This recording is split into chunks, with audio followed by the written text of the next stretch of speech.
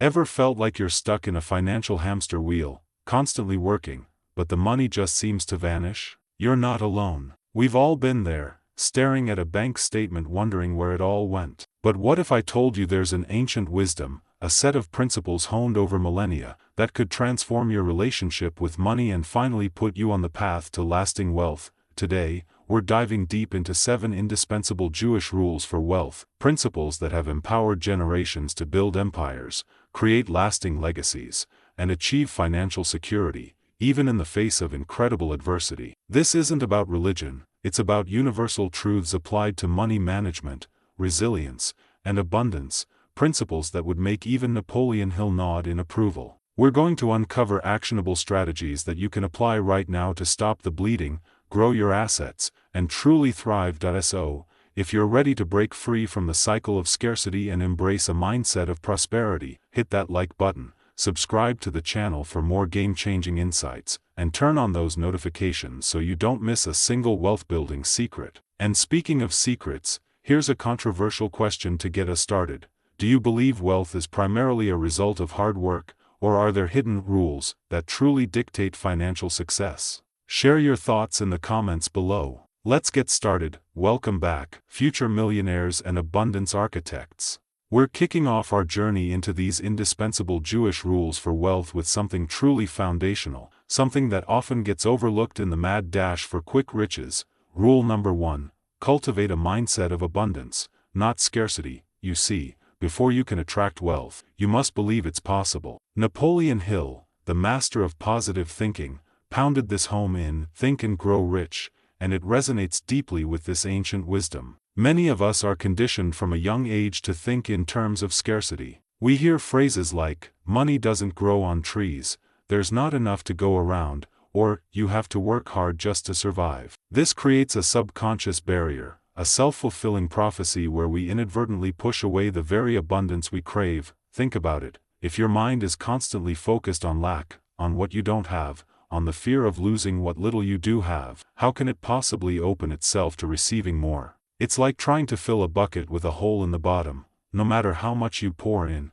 it just keeps draining away. The Jewish tradition, however, teaches a profoundly different perspective. It emphasizes that the world is inherently abundant, filled with blessings, and that resources are not finite. This isn't naive optimism. It's a deep spiritual and practical understanding that the universe provides. Let's illustrate this with a story. Imagine 2 merchants in a bustling marketplace. One, Mendel, constantly worries about his competitors, believes there's only a limited number of customers, and views every sale as a desperate fight for survival. His energy is tense, his interactions are strained, and he often misses opportunities because his focus is on scarcity. The other, Shmuel, approaches the market with a calm, confident demeanor. He trusts there are enough customers for everyone, focuses on providing value, and sees every interaction as an opportunity to build relationships. Who do you think thrives more? Shmuel, because his mindset of abundance allows him to see possibilities,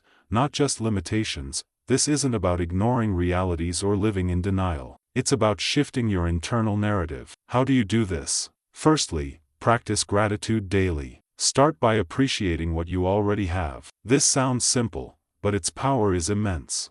When you genuinely feel grateful for your health, your home, your relationships, even the smallest comforts, you begin to shift your vibrational frequency towards abundance. It's like tuning a radio to the right station. Keep a gratitude journal. Every morning, list 5 things you are truly thankful for. This simple act reprograms your subconscious. Secondly, visualize success and abundance. Don't just wish for money, feel what it's like to have it. See yourself living in the home you desire, driving the car you dream of, experiencing the financial freedom you crave. Engage all your senses. What does it look like? What does it feel like? What does it sound like? This isn't magic, it's priming your mind to recognize opportunities and take action when they appear. The mind cannot distinguish between a vividly imagined experience and a real one. When you repeatedly visualize success, your brain starts creating neural pathways that make that success more attainable. Thirdly, speak words of abundance. Pay attention to your language. Do you complain about expenses? Do you lament about not having enough? Or do you speak about opportunities, about growth, about how you will achieve your financial goals. Your words have power. They are declarations. Instead of saying, "I can't afford that," try, "How can I afford that?" or "That's something I'm working towards." This subtle shift in language opens up possibilities instead of shutting them down. Fourthly, surround yourself with abundance. This means both physically and mentally. Declutter your living space to create room for new energy. More importantly, surround yourself with people who think abundantly, who inspire you, who believe in your potential. Just as Jim Rohn famously said, "You are the average of the 5 people you spend the most time with." If your inner circle constantly reinforces scarcity, it will be incredibly difficult to break free. Seek out mentors, join communities of like-minded individuals, or simply consume content that promotes growth and positive thinking. Fifthly, give generously. This might seem counterintuitive when you're trying to build wealth, but it's a cornerstone of the abundance mindset. The act of giving, whether it's money, time, or knowledge, signals to your subconscious and to the universe that you have more than enough. It creates a flow. It's not about giving what you can easily spare, it's about giving with a joyful heart, understanding that generosity creates a vacuum for more to flow in. We'll delve deeper into the practicalities of giving later, but for now, understand its profound impact on your mindset. Think of it like this: your mind is a garden. If you plant seeds of scarcity, fear, doubt, limitation, that's what will grow. But if you plant seeds of abundance, gratitude, visualization, positive affirmations, and generosity, your garden will flourish. This foundational rule isn't just about wishing for money, it's about actively cultivating the fertile ground within yourself where wealth can take root and grow. It's the first and most crucial step on our journey to stopping the money leaks and building lasting financial freedom. Don't underestimate its power. It's the engine that drives all the other rules we're about to explore. Let's be clear, a positive mindset, while crucial, isn't a magic wand. You can visualize all the money in the world, but if you're not putting in the work, it's just a daydream. The Jewish tradition, much like Napoleon Hill's teachings on organized planning and persistent effort, places immense value on diligence, on hard work, dedication, and continuous self-improvement. There's a famous saying, "If you want to make a living, you work. If you want to make a fortune, you work harder." And there's profound truth in that. This isn't about being a workaholic for the sake of it, but about purposeful, intelligent effort. It's about taking pride in your craft, whatever that may be, and striving for excellence. The Jewish approach emphasizes that work is not merely a means to an end, it's an opportunity for creation, for contributing to the world, and for personal growth. When you approach your work with this mindset, it transforms from a chore into a calling. Consider the story of the artisan, a master craftsman who meticulously carved intricate designs into wood. He wasn't just making a living, he was pouring his soul into his work, striving for perfection in every detail. His reputation grew, not just because of the beauty of his creations, but because of the evident dedication and skill he brought to each piece. People sought him out, willing to pay a premium for his unparalleled quality. This wasn't luck. It was the direct result of his diligence and commitment to mastering his craft. So, how do we embody this discipline? Firstly, embrace continuous learning and skill development. The world is constantly evolving, and if you're not learning, you're falling behind. Identify the skills that are valuable in your industry or niche and commit to mastering them. Read books, take online courses, attend workshops, seek out mentors. Think of it as investing in your most valuable asset, yourself. The more valuable your skills, the more valuable your contribution, and consequently, the more valuable your earnings potential. Don't be afraid to step out of your comfort zone and acquire new competencies. This is how you stay competitive and open doors to new opportunities. Secondly, practice consistency and persistence. Success rarely happens overnight. It's the cumulative effect of small, consistent actions taken over time. Napoleon Hill famously highlighted persistence as a cornerstone of achievement. There will be setbacks, moments of doubt, and times when you feel like giving up. This is where diligence truly shines. It's the ability to keep showing up, to keep putting in the effort, even when the results aren't immediately apparent. Consistency builds momentum. Persistence breaks down resistance. Remember the story of the tortoise and the hare? Slow and steady, but persistent, wins the race. Thirdly, take ownership and responsibility. Blaming external circumstances or other people for your financial situation is a sure path to stagnation. The diligent individual takes full responsibility for their actions, their decisions, and their outcomes.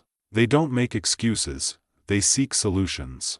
They understand that while external factors exist, their response to those factors is entirely within their control. This sense of ownership empowers you to actively shape your financial destiny rather than passively waiting for things to change. Fourthly, cultivate focus and eliminate distractions. In our hyper-connected world, distractions are everywhere, constantly vying for our attention. True diligence requires deep focus, the ability to concentrate on the task at hand and execute it with precision. Identify your most important tasks each day and dedicate uninterrupted blocks of time to them. Use techniques like the Pomodoro method, minimize social media, and create an environment conducive to deep work. When you focus your energy, you amplify your results. Fifthly, provide exceptional value. This is the ultimate expression of diligence. It's not just about doing the bare minimum, it's about consistently exceeding expectations. Whether you're an employee, an entrepreneur, or a freelancer, think about how you can deliver more than what's expected. How can you innovate? How can you solve problems more effectively? How can you make your clients' or customers' lives better? When you consistently provide exceptional value, you become indispensable. Your reputation grows, referrals flow in, and your income naturally increases. People are always willing to pay a premium for exceptional value. Consider the example of a small bakery. They could just bake average bread, but instead, they meticulously source the finest ingredients, spend extra time on fermentation, and present their loaves beautifully. Their diligence in every step of the process results in an exceptional product. Customers don't just buy their bread, they experience it, and they tell everyone about it. That's the power of providing exceptional value through diligence. This rule is a powerful reminder that wealth is often a byproduct of sustained, intelligent effort. It's about honoring your potential, refining your skills, and committing to excellence in everything you do. It's the sweat equity that turns your mindset of abundance into tangible results. Don't shy away from hard work, embrace it as a path to mastery and genuine prosperity. What skill are you committed to mastering this year? Let me know in the comments. It's one thing to earn money, it's quite another to keep it and make it grow. Many people fall into the trap of increasing their spending as their income rises, a phenomenon often called lifestyle creep. The Jewish tradition, however, instills a deep sense of prudence, emphasizing responsible stewardship of resources. This isn't about being stingy, it's about being wise, disciplined, and forward-thinking with your finances.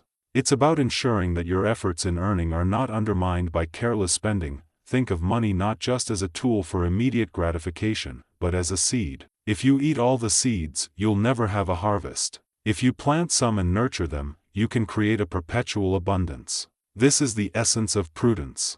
It's about delaying instant gratification for long-term security and growth. Let's look at a historical example. Throughout history, Jewish communities faced periods of instability and persecution. Despite these challenges, they often managed to rebuild and thrive, largely due to their deeply ingrained practices of frugality, strategic saving, and communal support. They understood that unforeseen circumstances could arise at any moment, and preparation was key. This foresight, this prudent approach to resources, was not just about survival, it was about laying the groundwork for future generations. So, how do we apply this power of prudence in our lives today? Firstly, master the art of budgeting and tracking your expenses. This might sound boring, but it's the bedrock of financial control. You cannot manage what you don't measure. Know exactly where your money is coming from and, more importantly, where it's going. Use budgeting apps, spreadsheets, or even a simple notebook. The goal isn't to restrict yourself excessively, but to gain clarity and make conscious decisions about your spending.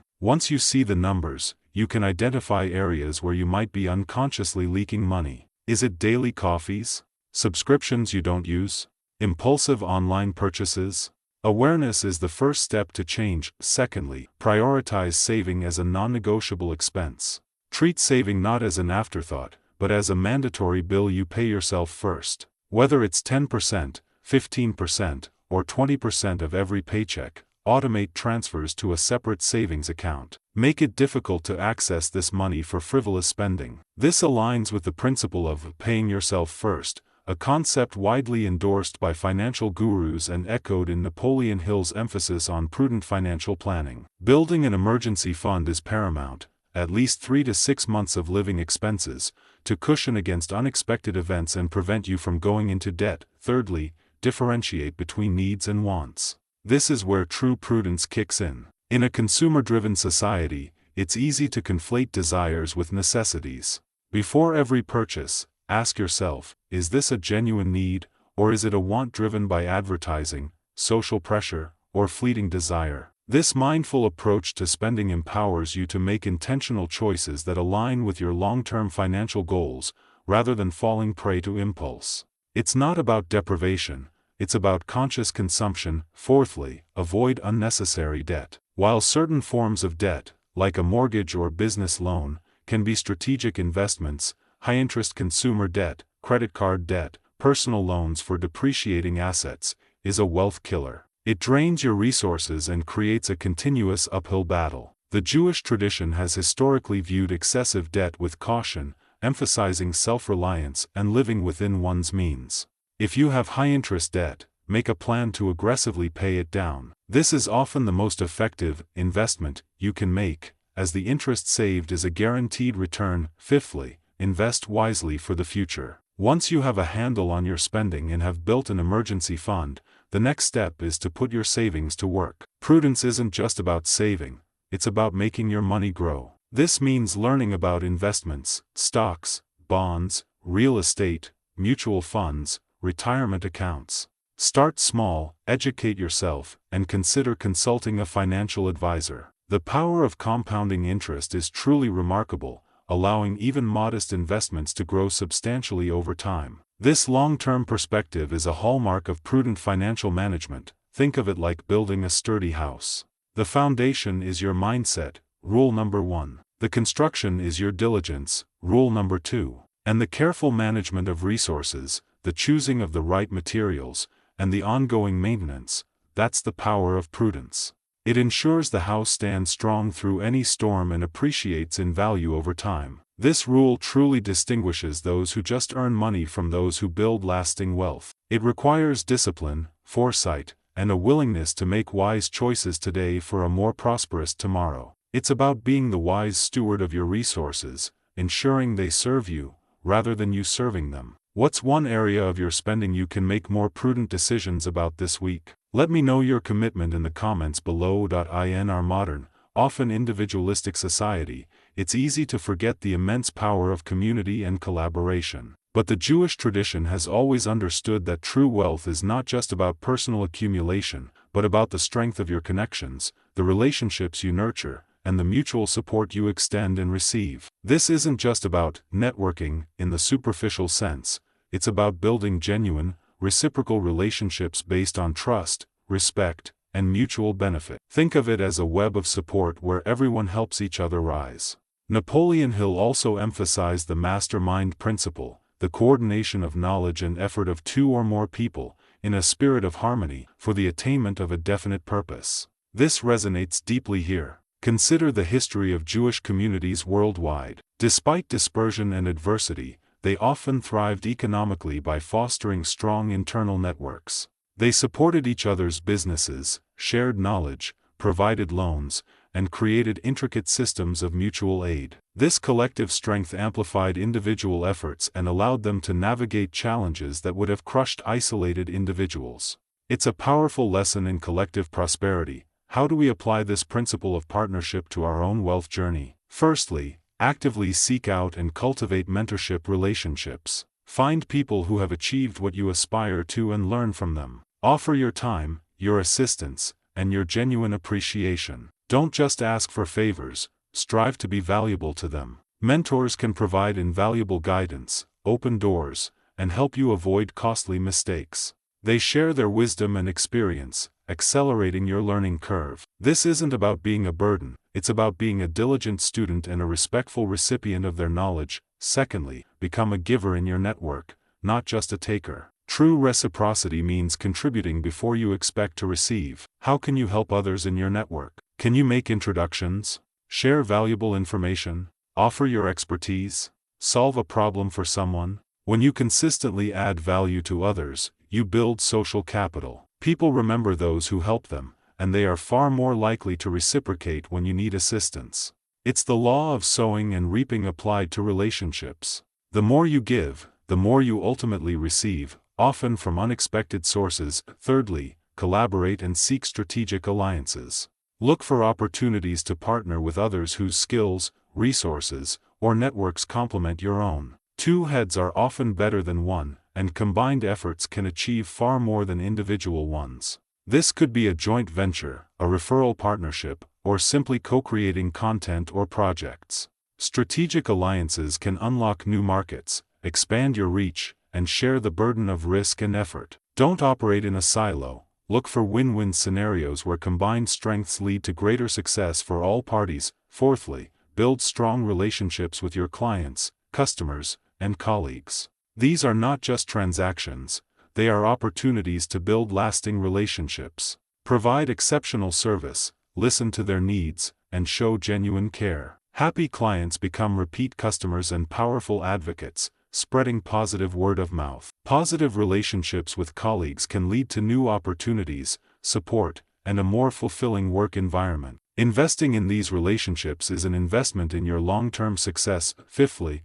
join or create masterminds and professional groups. These structured environments are perfect for fostering collaboration, sharing ideas, and holding each other accountable. Being part of a group of ambitious, like-minded individuals can provide unparalleled support, fresh perspectives, and collective problem-solving. This is where Napoleon Hill's mastermind concept truly comes to life. The synergy generated within these groups can be a powerful catalyst for growth, both personally and professionally. Regularly connecting with others who are on a similar path fuels motivation and provides invaluable insights. Imagine a group of entrepreneurs meeting regularly. One shares a marketing challenge, and another, having faced a similar issue, offers a proven solution. A third might know a valuable contact. This interconnectedness creates a powerful ecosystem of support and mutual growth. It's about leveraging the collective wisdom and resources of many for the benefit of all. This rule emphasizes that wealth is not accumulated in isolation.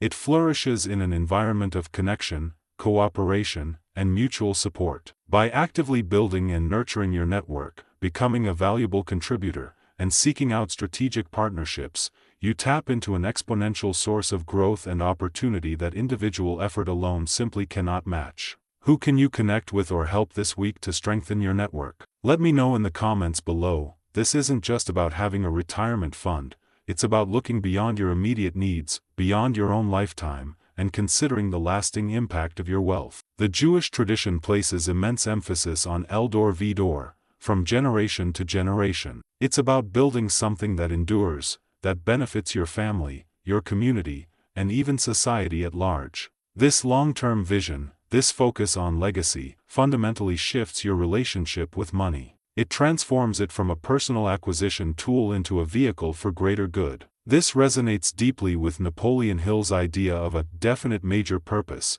which often extends beyond personal gain to contribute to humanity. Think about the great philanthropists, the generational businesses, the institutions built to last. Their founders weren't just thinking about today, they were thinking about decades, even centuries, into the future. They saw their wealth not as an end in itself, but as a means to create lasting value and positive change. This kind of vision fuels extraordinary motivation and drives truly significant achievements. How do we cultivate this virtue of vision and legacy in our own financial journeys? Firstly, define your long-term financial goals with crystal clarity. Go beyond vague desires. Do you want to be financially independent by a certain age? Do you want to fund your children's education? Do you want to start a foundation? Write down your specific, measurable, achievable, relevant, and time-bound, SMART, goals for 5, 10, 20 years, and even beyond. Having a clear destination allows you to map out the path to get there. Without a clear vision, your efforts can become scattered and directionless. Secondly, create a strategic financial plan that extends beyond your lifetime. This means considering estate planning, wills, trusts,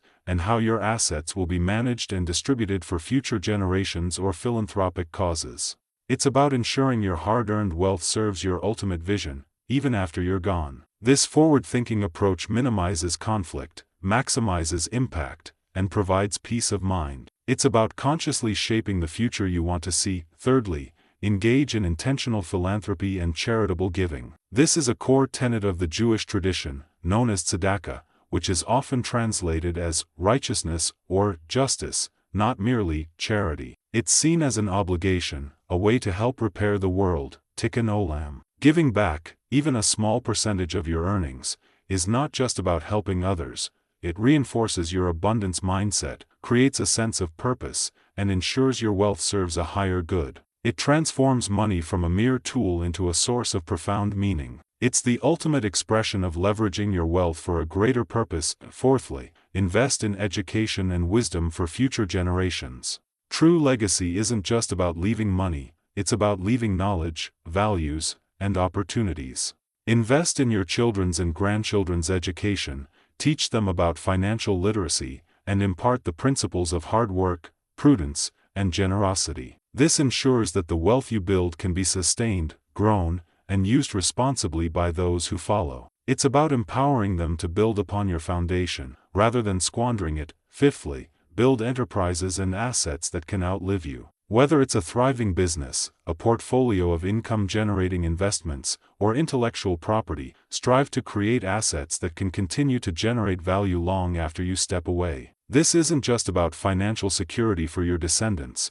It's about creating a lasting economic engine that contributes to society. It's about creating something bigger than yourself, a testament to your vision and effort that continues to provide opportunities and resources for others. Consider the example of a family business that started small but grew over generations, not just accumulating wealth, but creating jobs, serving the community, and becoming a cornerstone of the local economy. This is a powerful demonstration of vision and legacy in action. The initial founders weren't just building for themselves, they were building for a future they might never see. This rule invites you to think expansively about your wealth. It's not just about what you can acquire, but about what you can create, what you can sustain, and what impact you can have for generations to come. It challenges you to become a true steward of abundance, using your financial success to build a better future for yourself, your loved ones, and the world. What kind of legacy do you want to build? How will your wealth contribute to something greater than yourself? Share your vision in the comments.